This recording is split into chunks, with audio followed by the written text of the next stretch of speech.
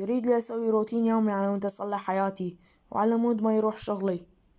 يلا لازم أنام هسه على مود أقعد باكر. Few hours later.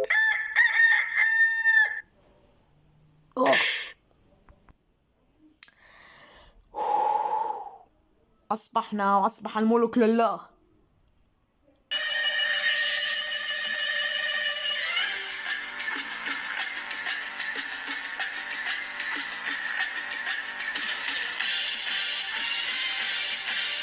A few moments later. هسه أني خلصت كل شي. يلا خلي أروح لعد للشغل.